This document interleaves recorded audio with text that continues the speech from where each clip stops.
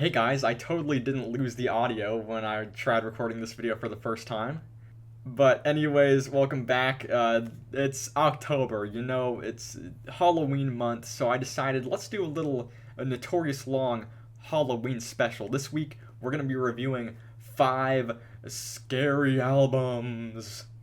More just like horror centric. I feel like for me personally, at least, this horror scary movies I would call scary, but albums, I don't know if I'm like shivering me timbers and all whatnot. But yeah, 5 horror centric album reviews all this week for October, and we got the dim lit, got the red orangish light. The windows are really kind of killing it with the light coming in, but whatever. I tried. My fault for having blinds and not a curtain.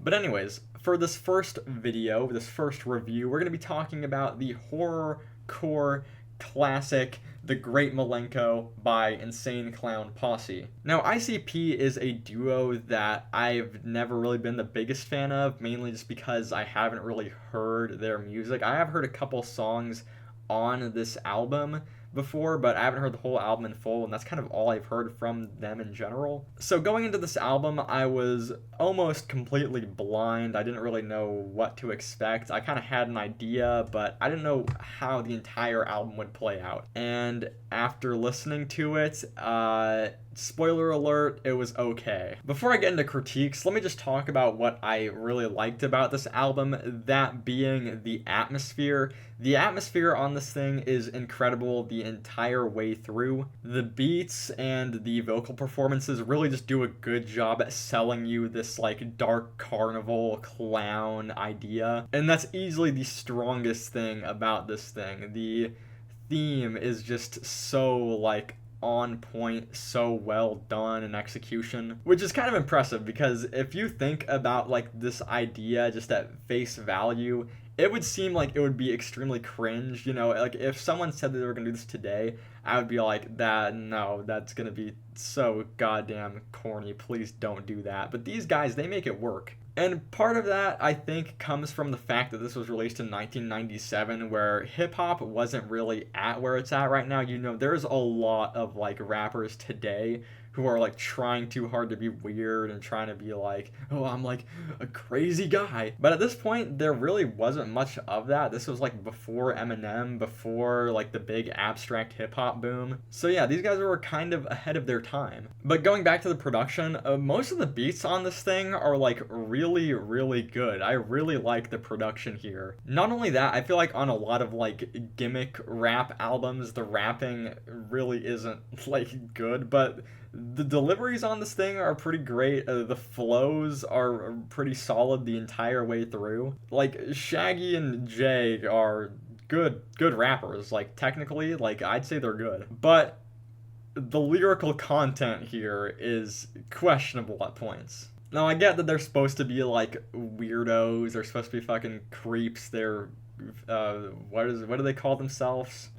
Psychopathic, deranged crackhead freak who works at the dark carnival. They're going for that vibe. But at the same time, the humor has aged pretty poorly. And that's not to say that I think it's like necessarily too offensive for today's standard. I don't really think that the stuff on here is like that bad. I just think that it's kind of unfunny at certain points due to how repetitive it gets. There's only a certain amount of times where they can talk about fat people and anuses and big nuts, and it's still funny. Because this is an hour and 7-minute long album. This isn't like some EP or something where you can like throw in a few banger jokes and then call it a day. No, you like need to stretch out the jokes all the way through this hour-long album. I just don't think that they do that good. But there are some really good individual tracks that I'll talk about, one of them being Hokus Pokus, which was one of the songs that I heard before listening to this entire thing, which I really like. I love the circus beats. Like I said, they do a really good job at not making it corny. I don't know how, because if you told me, oh, let's make like a circus theme beat, I'd be like, what the fuck is wrong with you? That's gonna be ass. But the hook is really good. The performances are really good. Some of the jokes are pretty good. Like I said, this is like the first full track, so you don't really have much repetition yet. I also like the track Piggy Pie, which is just a song about killing cops. I don't like it in like a sadistic way, you know. I just think it's an entertaining song, funny premise. Um, you probably think I'm fucking insane now. I think it's a visceral song. It's entertaining. The song "What Is a Juggalo" is really just like, it's just like, I don't even know how to describe it. I don't know if I would say sweet or not, because I just think the idea of like kind of making like a theme song for your fan base almost is just really like, it's just like a funny idea. It's kind of cute if you ask me. And then we have the song "The Nedden Game Needin'," whatever the fuck. I know a lot of people don't like this song. I can see why, but I think that the premise here is pretty funny. If the lyrical content was different and you just kept everything else, I think that this would be a funny, entertaining song. But yeah, with how it is, maybe not. Good press, bad execution. But going back, just like the general critique of the album of being repetitive, we have like two songs that really kind of just like go away from what they were doing the rest of the album, which one of them is Hallelujah, which is just a song basically critiquing the church and like church donations. And while I do agree with their sentiment, it's just not really an entertaining track. They kind of ditch the jokes from what I'm remembering. I remember the song just kind of being like just serious. But yeah, kind of random to have here in my opinion. Interesting choice. But then we have the closer, "Pass Me By," which is actually great, honestly. Probably my favorite song on the album. They take a much more serious direction here, but they also keep the humor, which is something great. I think that just adds to the album more. And it's about coping with loved ones dying. It's about death. I think it's a very just like sweet, heartfelt track.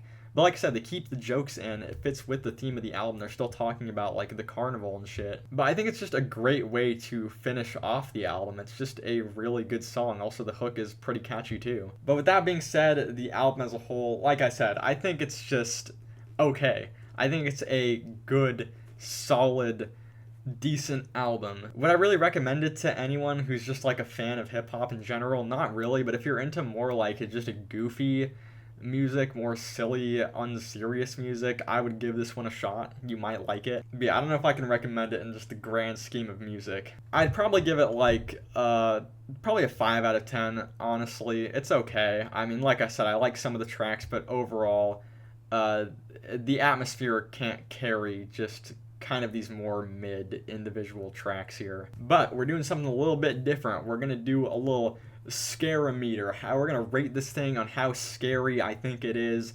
We're gonna base it off of like the characters they're talking about, the situations, how scary I think it is. And for that, I'm gonna give it like a 7 out of 10 on the scare-o-meter. They don't really seem like, you know, like Art the Clown level clowns where they're kind of like demonic. I feel like there's like some like supernatural things going on here in this album. For the most part, they kind of just seem like two normal dudes just doing some clown carnival shit. If that's the case though, I could probably outrun them.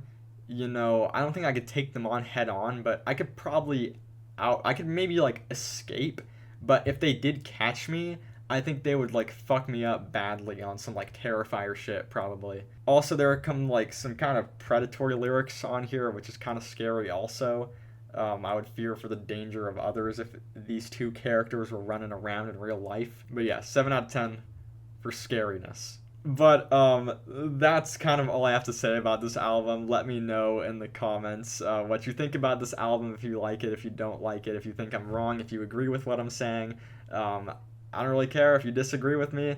Go for it and tell me why. And tell me what other albums you hope to see this week. There's four more to go. They're already predetermined. I'm not taking suggestions, but if you want to say something, maybe I'll save it for next year. But yeah, thank you for watching this video. If you enjoyed it, like, drop a subscribe if you want to see some more stuff. Like I said, 4 more album reviews coming this week and other stuff on the channel as well. So yeah, thank you for watching. Hope you have a good day. Goodbye.